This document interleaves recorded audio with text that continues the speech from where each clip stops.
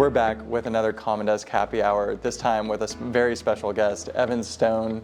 Evan has been a friend for a long time, and I'll let him tell a little bit about his background, but Evan's in the investment sales business, has sold a ton of office buildings. He's going to tell us a little bit about what it's like to sell buildings that have co-working in them and sort of give us some of his thoughts on how that's going to evolve over the next few years. Evan, tell us a little bit about your history in the capital markets business and with office, and kind of also your new firm and new venture. Goodwin Advisors, we're a boutique real estate capital markets firm.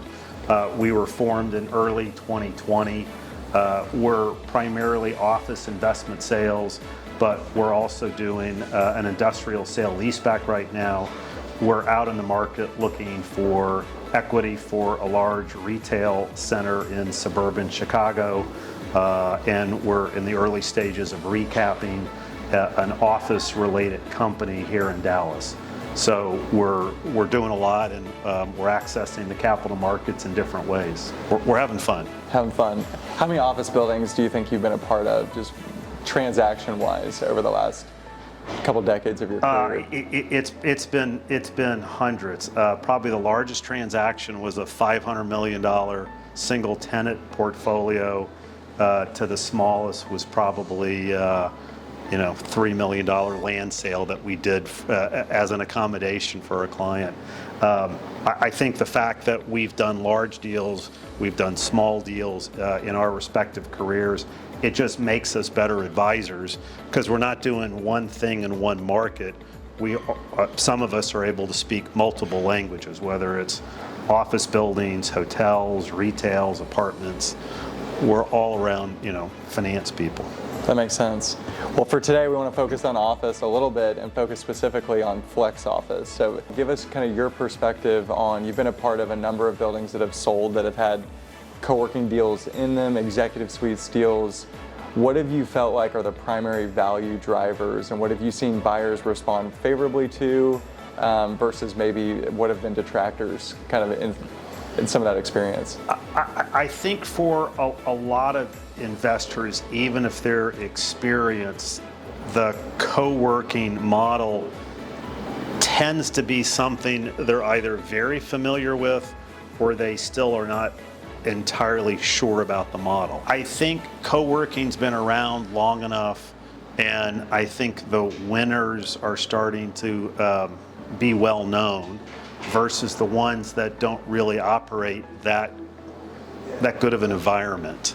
I think if you're somebody like myself and every other building that you're in has some sort of co-working, you see kind of good environments, and then you see environments that, to my amazement, actually have tenants in it, which is why I'm a big believer and almost a disciple of Common Desk, because I live it day to day, and after being here, I have an affinity for what you guys have created.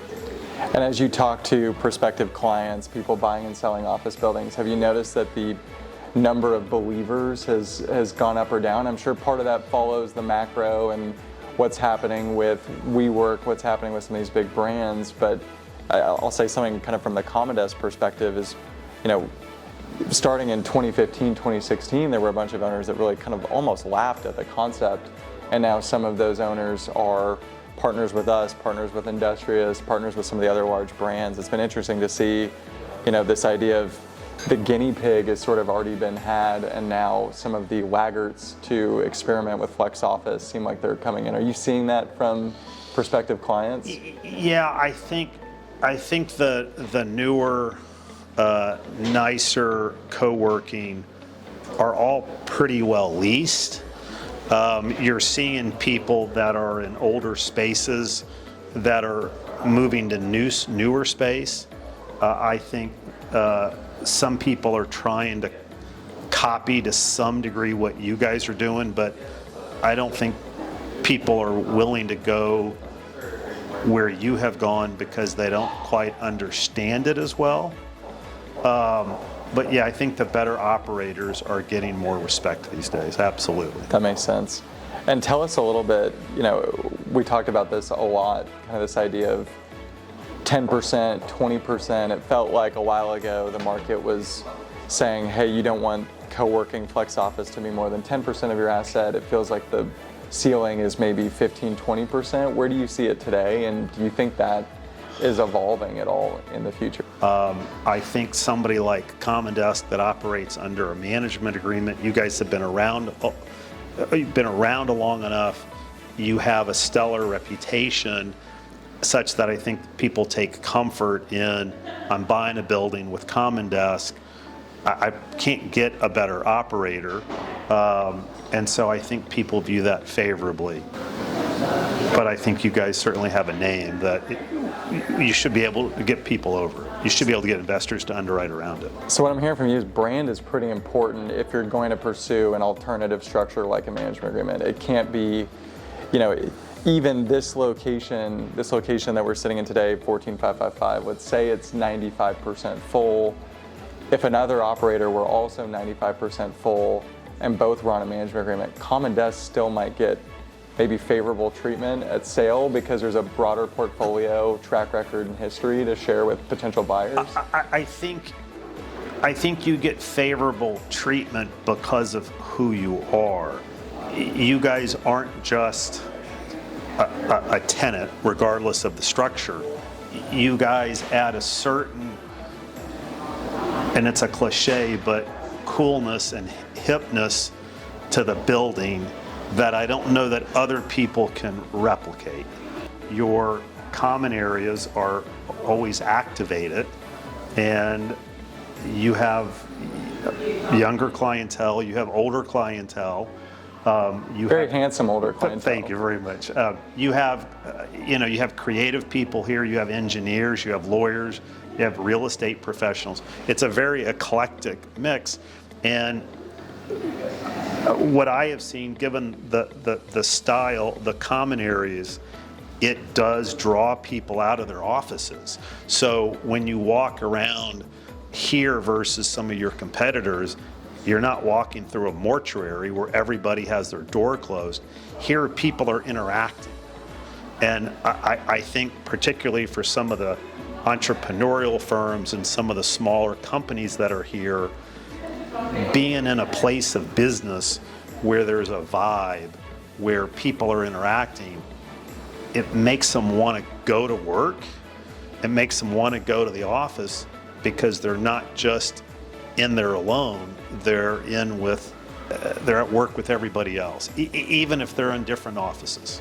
It's an interesting point. Do you think if you're selling an office building like 3400 City Line that just sold, and you can walk prospective buyers through, hey, maybe some of the tenants up in the stack aren't fully back to work, but you can say, hey, look, there's 200 people that decide to show up on the first floor of my building to the Common Desk there.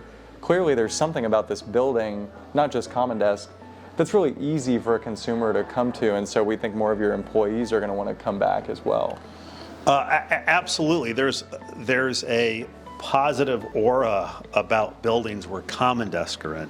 Again, it sounds cliche, but when you walk in any building that has a Common Desk there is a coolness factor that I think helps shine brightly on the rest of the office. It's undeniable. What have you seen other operators get wrong when they've done it? When you're selling a building or guiding a prospective buyer through a building, when have you walked through a co-working space or executive suite company like, this is not accretive to value?